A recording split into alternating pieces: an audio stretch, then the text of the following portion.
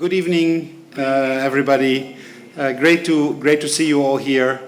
As was indicated, I'm Ewout de Wit. I'm the Consul General of the Netherlands here in Bangalore, responsible for South India since August last year.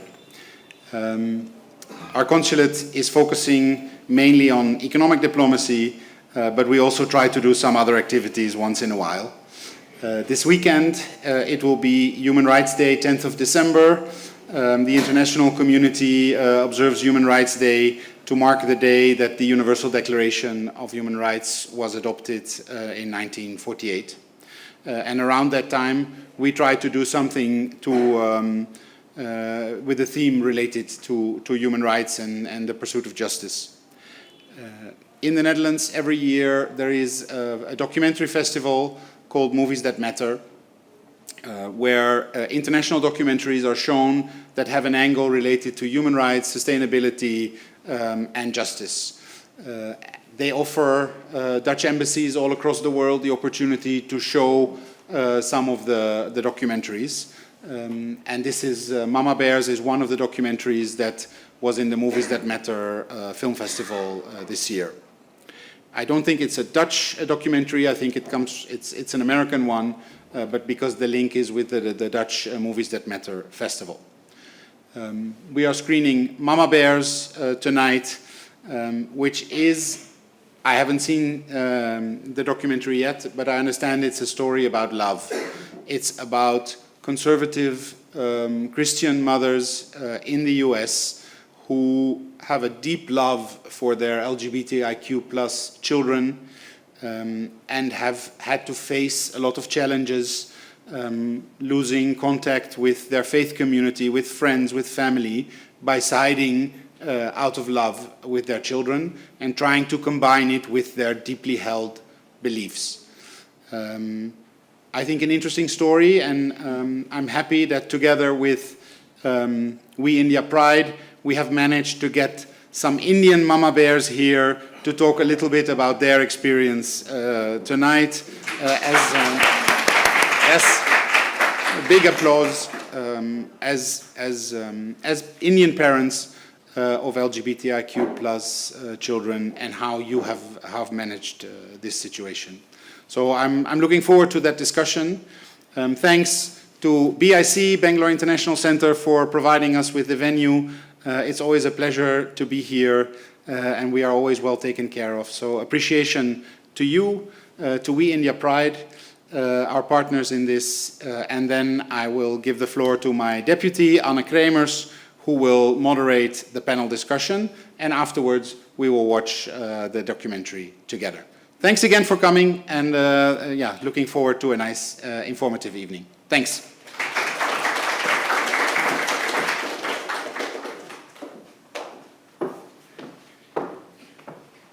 Thank you, Ewout. Very good to see all of you here tonight. Very well welcome also on my behalf.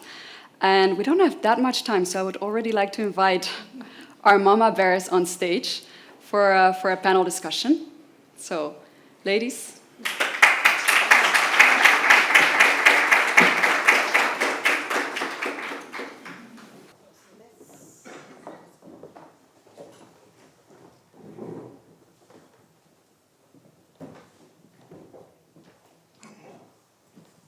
Let's see if the mic works. Yes, it does. Thank you all for being here tonight with us. I'm very happy to see you in real life. We've been in touch over the last couple of weeks, over Zoom, over WhatsApp, but it's very good to see you here personally tonight. You made it from Mumbai, from Hyderabad, from Bangalore, from Mysore. So very happy that we have you here tonight.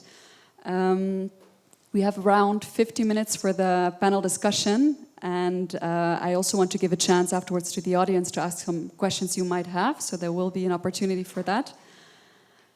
I would like to start with your stories about how you have overcome the difficulties that might come with having a child belonging to the LGBTI community, facing discrimination, facing adversities, but conquering and being here on stage with us tonight. As a start, I would like to ask you to very briefly introduce yourself by stating your name, where you are from, and one line about the child that has made you into a mama bear. So if I can start with you, Nilakshi. Good evening, everyone. As Annie already said, I'm from Mumbai. I'm Nilakshi Roy, and my child is Koninika. She identifies as bisexual, and she is currently living happily with her partner, the partner's mother, and a cat. So she has finally found her family, and I was most anxious when I came to know about her when when I thought that she wouldn't find a family, and that is not something that has happened. So that is one very big takeaway from my past and connecting it with my present. I am a retired professor of English in a Mumbai college, from a Mumbai college, and I have another daughter who is cisgender, heterosexual. And of course my husband, who is also very supportive of my younger daughter and the elder one. I have a very strong family connection with my sister and my sister-in-law and their families, who are also very supportive. So that in a nutshell is an introduction about myself. I'm also a Swikar rainbow parent. Very good. Thank you so much. We will dive into the Swikar parent group, which is where we found most of you later on. Thank you, Nilakshi. Padma, can I ask you to introduce yourself? Yeah. I'm Padma Iyer, and my son is Harish Iyer. I wouldn't call him a child, he's almost 44 now. But I'm thankful to him. He introduced me to such a beautiful world of this LGBTIQ community, which I wasn't knowing before all this, And I feel so safe and so happy to be here in this place. Thank you so much. Thank you, Padma. Anita, go on. Hi, everyone. My name is Dr. Anita Prasad. I'm right now residing in Mysore, travel to Bangalore almost every day. And my office, V India, is in Cunningham Road, very close to the city center, the Vidhan Sauda as well. And I lived in Germany for about 23 years, and I made 2 company exits. And I basically having a mechanical engineering background, and I was running a company in with Airbus and many other related activities in automobile engineering and design. And I came out in 2019, just before the COVID. And I am a father to an 18-year-old girl, and she is still in Germany and studying there. This is a short introduction. We'll converse much more, and I reserve this time for discussing much more informative session further. Thank you. Thank you, Anita. Lovina. Good evening, everyone. I'm Lovina Rangel. I'm based in Bangalore. I am also a part of Rainbow Parents with Swikar, but largely here today as a Rainbow sibling. My brother is a member of the community, but he's also disabled. So from that experience, I also come as a very strong advocate of diversity and inclusion in society, as well as the corporate world. I think we'll talk more about that later, and I'll pass this on to Janaki. Thank you. Janaki. Trying to pronounce your name. You've been teaching me and I still do it wrong. Janaki. Right. Janaki. Correct. Yeah, good evening, everyone. I'm Janaki Ravi. I'm from Bangalore, and my daughter, Ananya, she identifies as a lesbian. I'm part of the Swikar Rainbow Group. I've also been in the education sector for the last 25 years, and very happy to be here. Learned a lot from the other parents and from my own daughter. So it's been a great place to be in. Yeah. Thank you.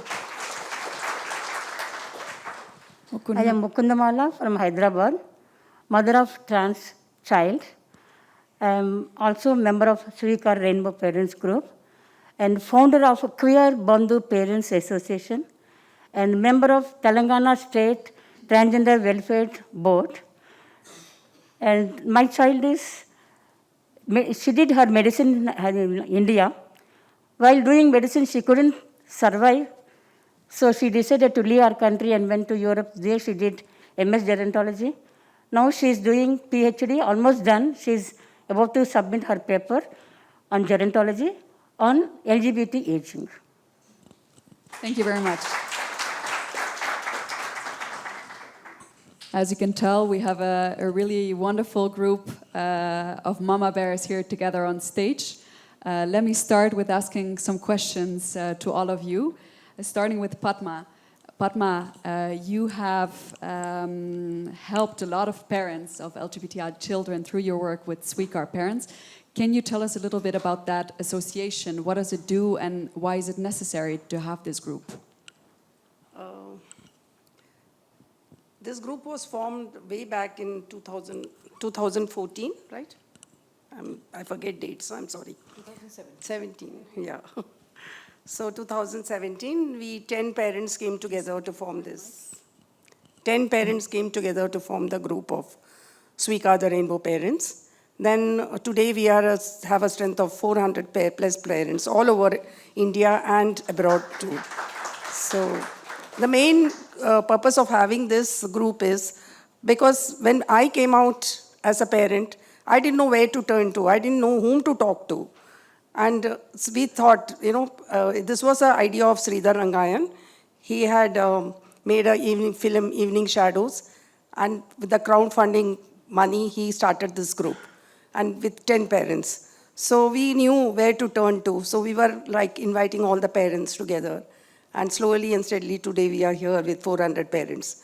So the main purpose is we speak to the parents, counsel them. So once they are into the group, initially they feel they are the only ones having such child, But once they are into the group, they come to know that there are far, more children who are much in a very bad condition than their child. So they slowly start accepting their children. So that's how we do our work. Thank you so much, Padma. Thank you for sharing that story. Maybe another question for you. You have actually placed India's very first gay matrimonial ad in a newspaper, which I think is a beautiful story. Can you tell us what has led you to do that and what were some of the responses that you've received? No, the idea of forming, I was always worried about my child. The only thing worrying me is that who will look after him after me. That's, I think, all the parents worry about it. Neelakshmi may not, because her daughter has found a partner, but not many are without partners, and they always, all parents have that group in that thought in their mind, how their child is going to cope up after the parent is not there. So I kept on telling him when there any, the group community itself, if there were any site which has got this gay matrimonial. He said no. Then the thought came into my mind, why not put it in a newspaper? So it just started as a thought, and we went to three newspapers. They all rejected us, saying it's not legal. Times of India took money for the ad, then later on they said, sorry, it's illegal, we can't do it. Then in Midday was the paper who finally put up that ad, and overnight my whole world turned upside down, The whole next day itself, it became so viral, and people were after me asking so many emails, so many, more than the emails, I found letters coming from all foreign countries who I felt was very safe place, In fact, I was telling my son, why don't you go, leave India and go? Because foreign place, they all are accepting, but that was not the case. I got so many mails from all the foreign America, other places, where say, you have accepted your child, but my parents hadn't accepted me. Today I am 50 and still I'm single and living a life of misery. So those things, really hurt me a lot. So, we placed that, and I did get to meet many suitors, but nothing came out of it. He couldn't. But the main purpose was, it was a discussion among the community. And people started waking up to things. Such things can happen. You broke boundaries with it, so I think that something came out of it, definitely. Yeah, thank you. Definitely it came out, something had to come out, though he didn't find anybody. Still he is single. So anybody wants to connect with him, please do so. Thank you. Fantastic. There's a possibility to exchange numbers after we finish the documentary. Maybe moving on to Anita. Papa bear, mama bear. When I said it to you, you said, actually, I think I'm just a teddy bear, which I also like. Can you share a little bit about your story of how it was for you to come out, not only, transitioning from male to female, but also from father to mother or anything in between? How has it been for you? It's been a very difficult journey though. So I'm basically having my parents and I also have my child. So I'm basically a patty in a burger. So both directions I've been chewed all the time. So yes, I mean coming out with the parents were not so easy because they belong to a different generation altogether. And when I go into my younger kid, of course, I'm also dealing with my spouse. She is also from a different generation. And reaching to a Gen Z completely, it's a completely different exposure and experience altogether. She always used to say that, I come from a Paleolithic era. So simple. So she says, I'm too old for this kind of a generation. And, this generation is like, okay, you are about to go. So there's always this kind of difference.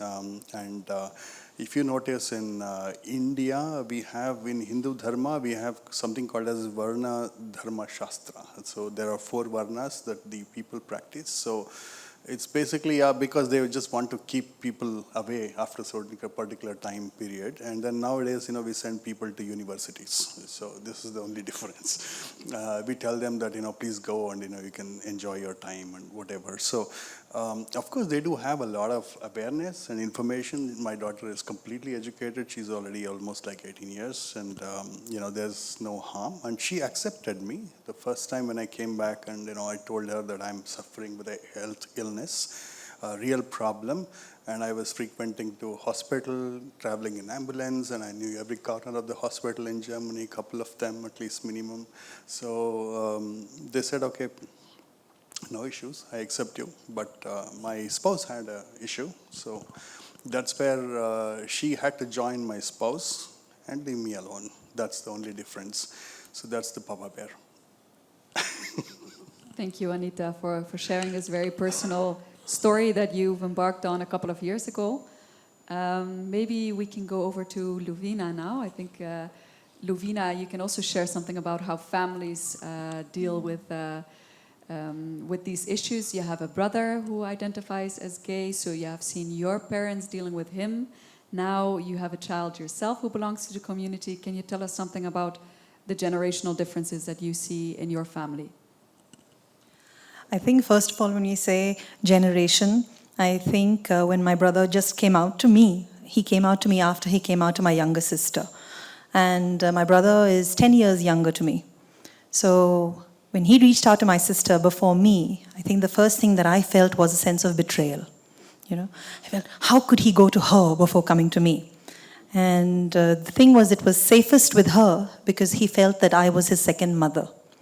And quite true, I think, because he's very close to my mother, and my mother still just skips over the word when we have a conversation. So she loves him, she lives for him in many ways because he's also deaf, he was born deaf. So there's a sense of protection that's there. But there is also the conservative Catholic family that we are from that doesn't allow her to understand, not because she doesn't want to, but because she doesn't know how to. And I think we, in a way, understand that as well, because none of us were educated in the language of inclusion. None of us were introduced to the language of any kind of difference or accepting it. In fact, we just grew up feeling that we are normal, we are accepted, and that's how it is. So anything besides or anything apart from us is just not done. So initially, when I had to ask myself what I feel about my brother's choice, it was a no-brainer. For me, the generational difference was not quite existing because I loved him as a sister. But thankfully, and I say thankfully, when he did come out to us, my father had died.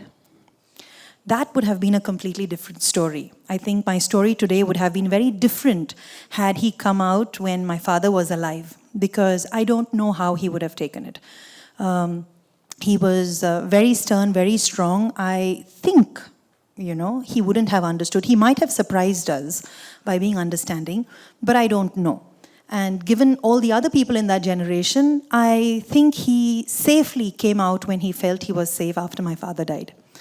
I still feel that I, like Anita, I'm sandwiched between generations, between my parents and between my sibling, who's that much younger. And I think as someone who's coming out and being vulnerable to share who he is, I think he's lucky to have someone like us who says, be who you are.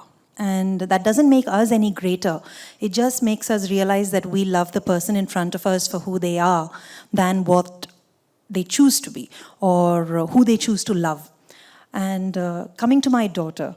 So my daughter is questioning, I think, at best, And I think that's the generational difference. And I allow her to be that way because the current generation they know who they are. They're also receiving a lot of information which puts them firmly in the box of questioning. Many of them know, like everyone from the community would agree, they know who they are, they know what they feel. But they're also overwhelmed with a lot of information that maybe sometimes makes them question. So I feel that by allowing her to be in the space of questioning is respectful for her. So when she came and asked me once, Mama, what would you do if I told you I was a lesbian? And I said, can I answer that tomorrow?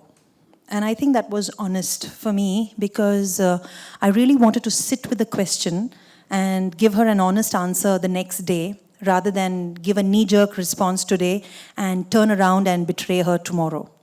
So I went back to her the next day and I said, I think I would love you either way. And she's like, are you sure? I said, yes, I'm very sure. And that was a couple of years back. So that's why I say she's firmly in the box of questioning. She still asks me every now and then, and I still believe that no matter what she comes up with tomorrow, I will still love her because I love her. She's my daughter, as are my 2 other children. So I've got 3 children. And whatever choice they make, provided they do love and respect someone and they have someone who loves and respects them, is where we'd be accepting. And I think that is the generational difference that we see where we have the ability to verbalize and speak to our children.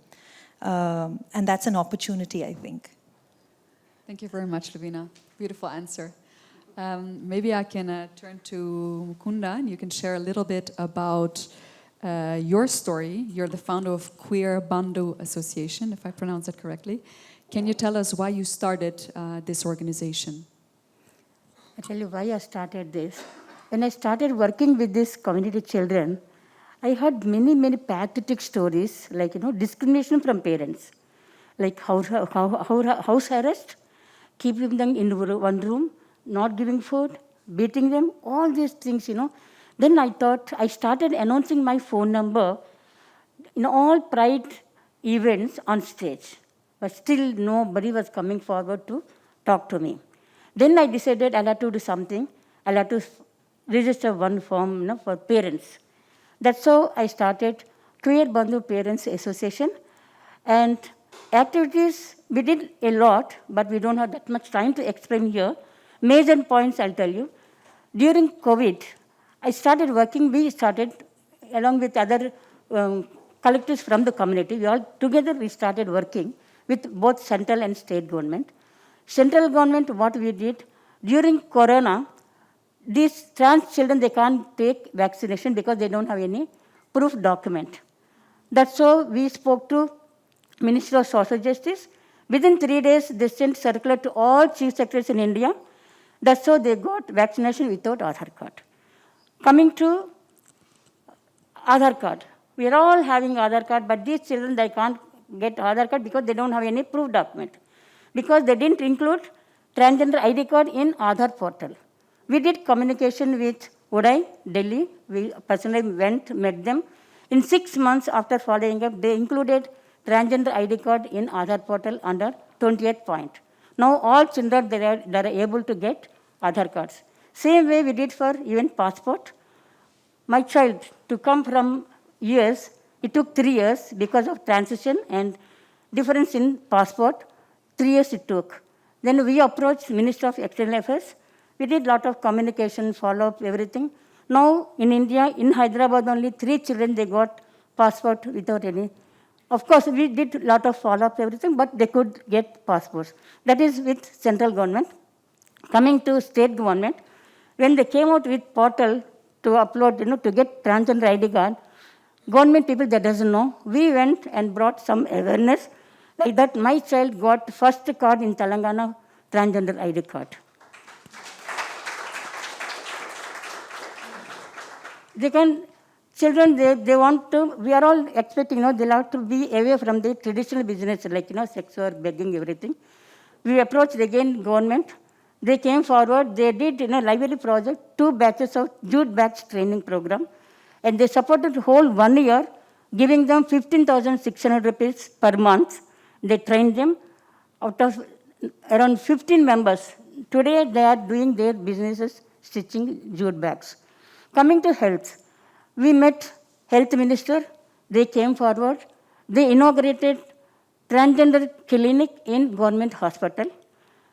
They started giving them hormones.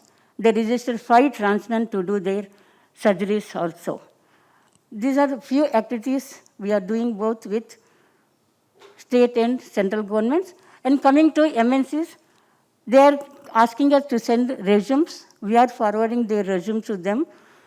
Cognizant, they recruited 4 members, Microsoft and Deloitte. All these people, they started recruiting them. Recruitments also were taking place. Then recently, Supreme Court, hearing was going on.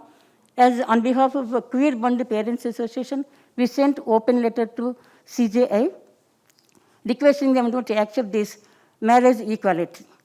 These are the few things we are doing on behalf of parents, Queer Bond Parents Association, and also with few collectives from the community. Thank you very much. Very important work. Janaki, I read your bio and I remember one of the lines that was in there. It said, my daughter came out at a later stage in her life. In the beginning, we were a little bit afraid, and it took me some time to come out as a parent. What would you tell parents that have just started to walk the path that you're on? Yeah, what would I tell parents whose children have just come out to them? I think just listen to them and respect them. Like she said, when we love somebody, you respect that person and just be open and listen and learn from them. They know, whatever age they are, if they have come out to you, they know what they are saying. And second, what I learned is that find support groups. I come so far because I've started coming out as a parent only because I found the support group. And third, I think our love for our child is to help them flourish and thrive and not make them feel ashamed and, get into a corner and shrink. So if we remember that and we remember that our love is there for helping them and us, it helps us too, because the minute I actually had a plan that every week I would come out to one person. I started with close friends. Family, of course, my family is all here. And and my daughter's partner, I always tell her to come. She's American, stands out in India, but I always ask her to come for every function and, be there with my daughter. So I think what we have to do is just be there, listen to them. And our job, their job is that they have come out to us, and now it's our job to come out to family and friends, I think. Wow. Beautiful. Nilakshi, I see that the microphone is already coming your way. Can you share a little bit about how it is for you to be the mother of a queer child, what you have experienced, what kind of obstacles you've run into, and how you overcame them? Yeah, with me it was a little different because probably of my background of teaching English literature, because nearly half of the poets who I was teaching were queer, okay, especially the modernist poets and the novelists and the writers. So I had myself absolutely no inhibitions about a queer person, okay. In fact, I had very nice ideas about them, but I was also well informed enough to know about the pitfalls of their life. So I knew the good and the bad side. The bad meaning the ugly side of society, which does not accept them the way that they should, despite all their talent, despite the hard work that they were doing, despite all the love that they had for the world. So that was my fear, probably, So just because I was a teacher, I was just as sensitive to the good and the negative aspect of being queer for a child. And so that colored my perception of her coming out, That colored my acceptance. I was afraid for her. I was also afraid for her because she was away from me when she sort of forcibly came out on Skype to me, because she was studying abroad and she was having a lot of, communication issues with us. So her aunts were there, both her aunts, as I mentioned earlier. That's why I set that background that both my sister and my sister-in-law were abroad as family for her. So she had family support, but still it was difficult for her, and I didn't realize it at that time. So my word of advice, like Janki is saying, is to love them. It is also to give them time. Because my daughter was not ready to accept herself. Her self-acceptance took a long time, and we were in kind of, doubt about this, and we didn't ask her anything, but we knew that something was going on about her identity. We didn't know that she was bisexual. We assumed that she was lesbian. So we assumed a lot of things, So these are the things that often can happen as a challenge when you are confronting the reality that your child may be queer. Okay, so just give that person some time, give the child some time. Everyone deserves time to decide about themselves and their future, and your child no less. So because they are talented, because they are communicative, because they are doing well in their studies, etc., you think that they will be very forthcoming in this area as well. They need not. Okay? They need to be given space and time to discover their identity and find out who they are, and choose their time to share this information with you to the extent that they want to. So even today, my daughter tells me that these are some of the things that you cannot share, and I don't want to share. I don't want to share everything about her to everyone. But thing is that I didn't understand that, and that fear of misunderstanding or fear of lack of communication is something that haunts me even today. I feel that probably I've not done enough to keep channels of communication open. So it has made me cautious, it has made me a little careful, and it has taught me how to wait. Okay, there have been times when my daughter has not been able to communicate with me. Many of the queer children go through bouts of psychological adjustment during their lifetime, and this has happened to her. It has happened to all the four of us at home for different reasons that had nothing to do with her queerness. Okay, it has happened. We have taken help. We have taken help from counselors, and that is again another thing that I would like to mention here, that the role of a counselor cannot be undermined. Okay, to approach counselors and take help if you don't have any experience in this area and you think that you are breaking down or something like that. So yeah, I have learned to be patient. I have learned to accept, to understand that one can need help all through one's life in terms of counseling. That ek baar counseling kiya to bas ho gaya, why do you need that anymore? It's not like that. Okay, and that modern times being very difficult, it can happen to anyone. So these are some of the things that I have experienced as a parent of a queer child. I've also experienced a lot of curiosity, a lot of questions given in an oblique way where everyone asks, and about your other daughter, and what does she do? So questions coming at me aslant, asking about the well-being of my other daughter because her sexuality is now a known fact. I'm all over television and radio and newspapers and everywhere. So that's how I kind of let myself. Let others be aware of who I was, that I was a mother of a queer child. I didn't go tom-tomming about to my very, very large circle of friends and colleagues and students, but I was all over social media, so they got to know. I didn't have to tell anyone. Okay, but because of that, I still get, even today, questions. And I say, oh, she's very happy. Yeah, she's very happy. She lives in a beautiful house in wherever she does. And often I throw in with her partner, na? She lives with her partner and her mother. She's very happy, I'm so happy that she is at least, doing rather well.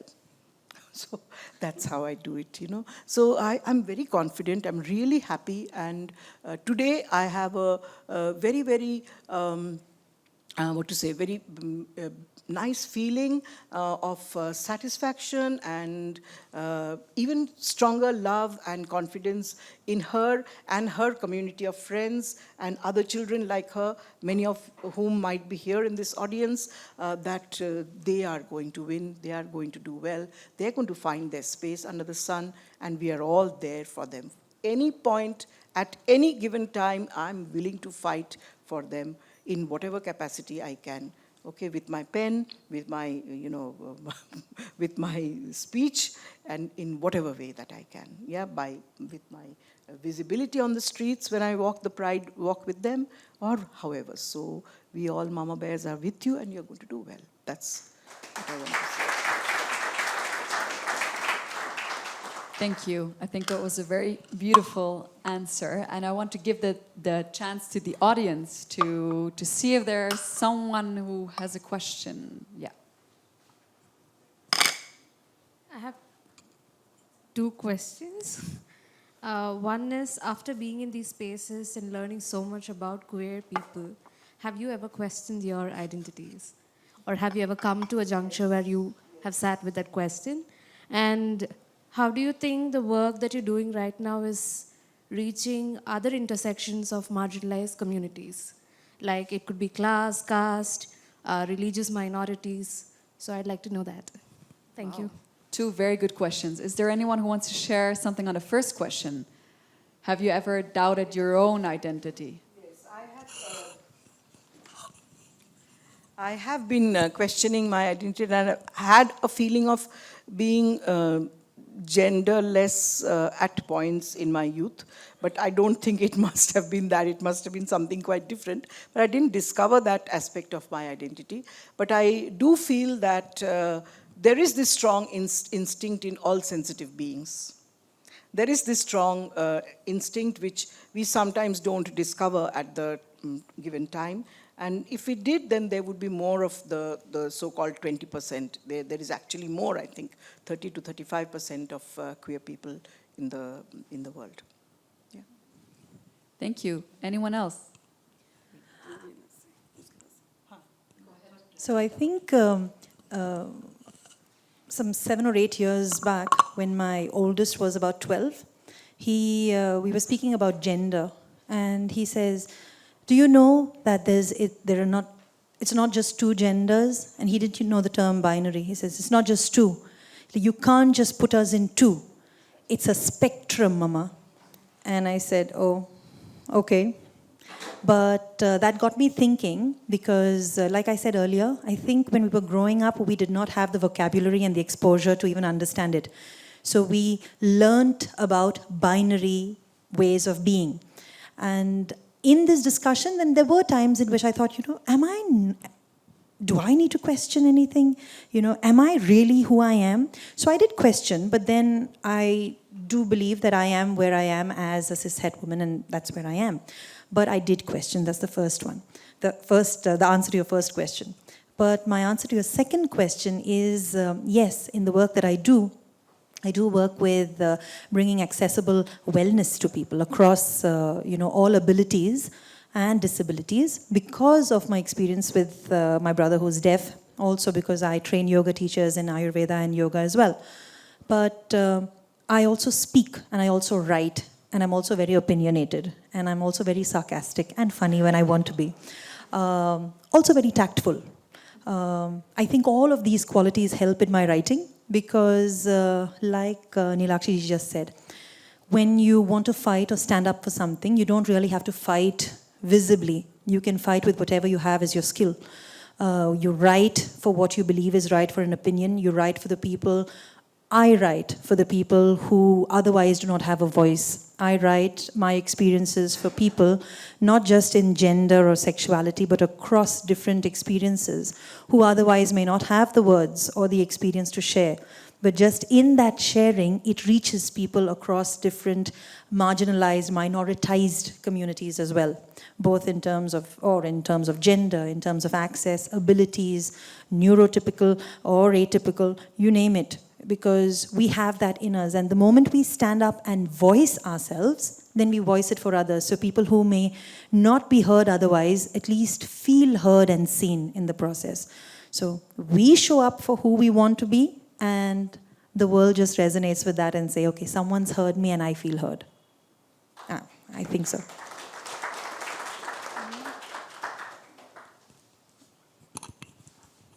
Hi, good evening. Sorry, I just wanted to answer her last question, thoda sa, just a little bit. Yeah, so I'm sort of frequently shifting base to Kolkata, frequently. I mean, I just keep traveling between Kolkata and Bombay, and there's a lot of work that I'm doing with Bengali-speaking LGBT community, and I think that that's very important for me to both take away the knowledge and the experiences they have, as well as communicate back to them the experiences of being LGBT in Mumbai. Whatever little I can share. Yeah, so it is happening. Thank you. There was another question? Yeah, hi, good evening. First of all, thank you so much for being amazing, being you.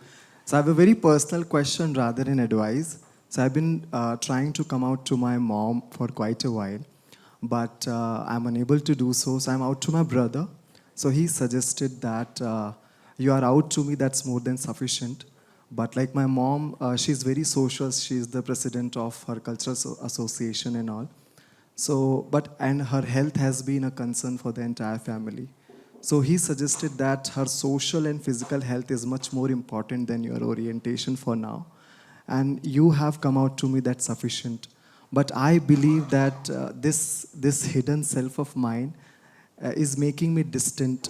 Her love, I'm unable to share everything which I want to.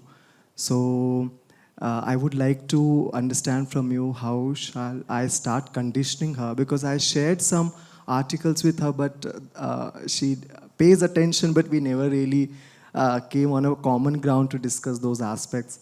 So I just want to understand how can I start conditioning her and take that first step, because I'm really scared if that impacted her health, I will not be able to forgive myself for that. So. Thank you for your very courageous question. Is there a mama bear here who has some tips? Yeah. I think you should come out to your mother. And because once the child comes out to his mother, and I feel that is the ultimate thing he has to do, you know. Coming out to your father or other friends, it's okay. But coming out to mother is something very special.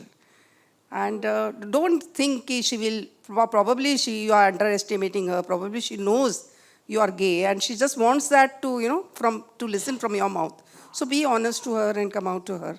And rest, I think everything will fall into its place. And you will also not have this guilt feeling. So my advice is that anybody wants to add to that. Suddenly, slowly you can say about some stories like that. And because her health condition is not that good. So immediately you can't come out, and slowly you have to come out. That is also that. Like you can tell her that you had been to this program today. You can tell her. And give her the YouTube link of Mama Bear. Maybe someday I'll make her speak to you guys. Oh, sure. Yes, we we're are more than always happy there to. here. Thank you. And I always believe, you know, it's like a cat story. Cat closes its eyes and it feels the whole world is dark. That's what your mom is doing. She doesn't want to come face to face with the truth. She wants to live in her own world. That's the main thing.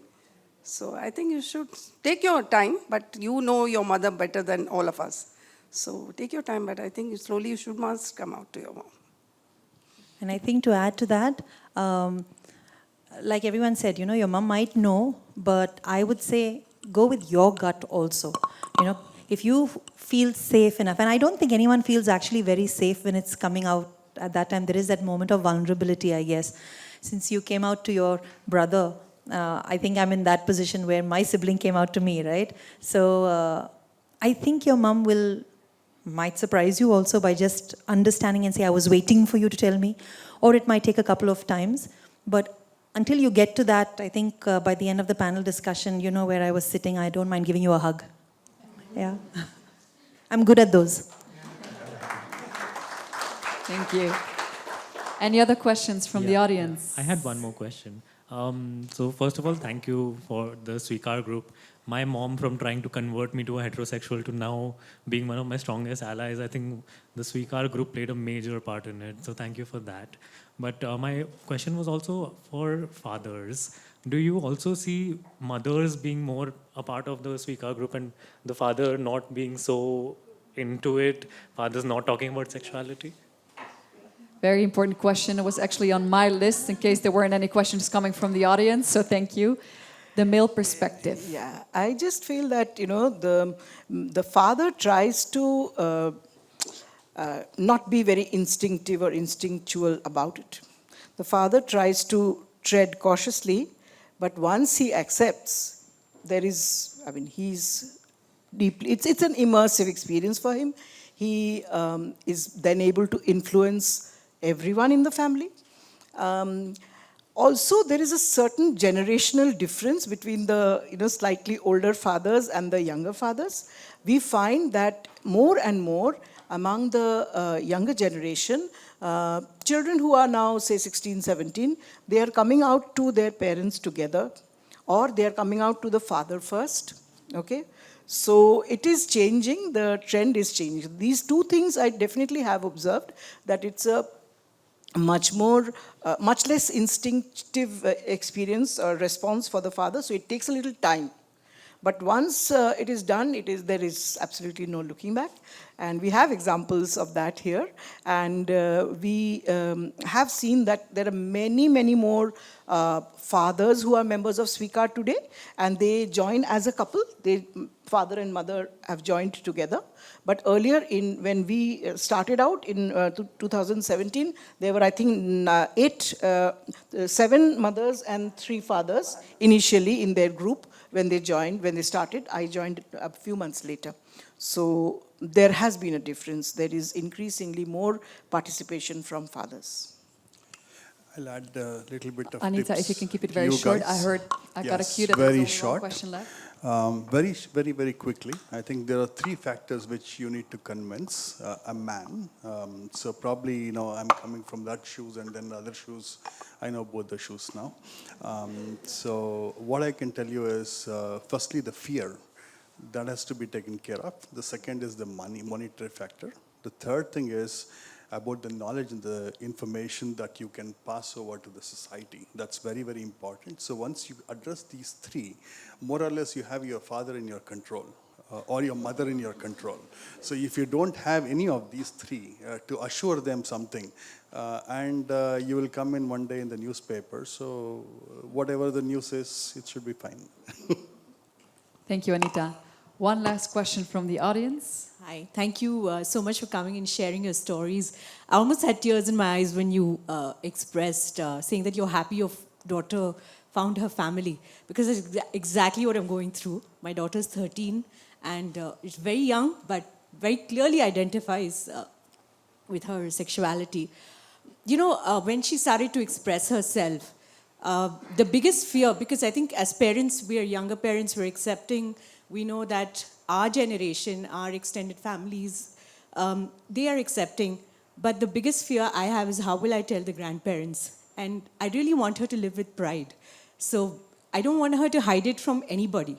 So could you share some tips on how did you come out, Janaki, to the older generation who that's not even in their scope of discussion, right? So So I'll give you an example. So I come from a very traditional Tamil family.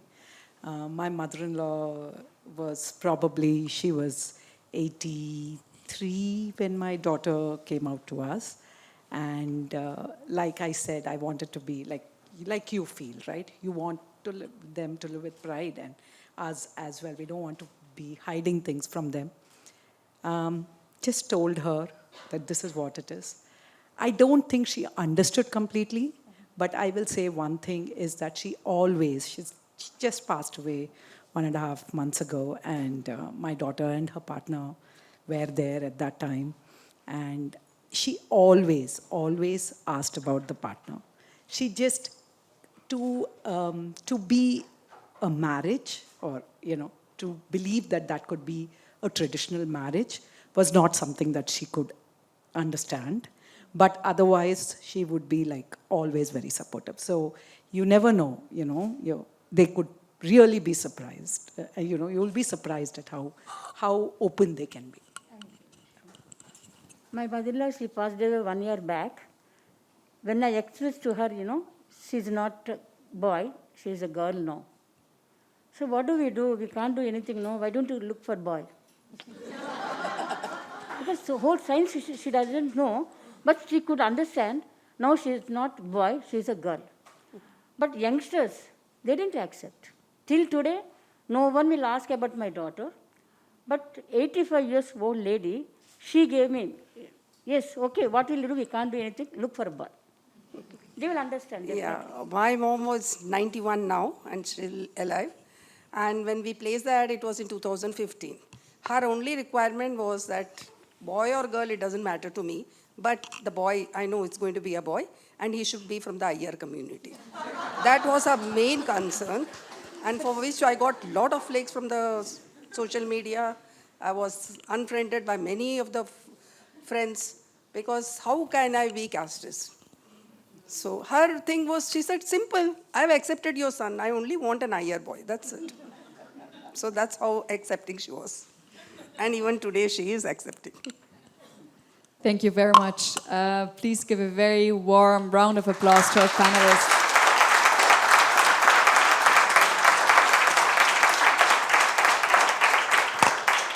I think we touched on some very important points. The need to find support in your groups that you formed, taking your time, being there, and being there through adversity. You're still sitting on a stage tonight sharing your stories that are also about love.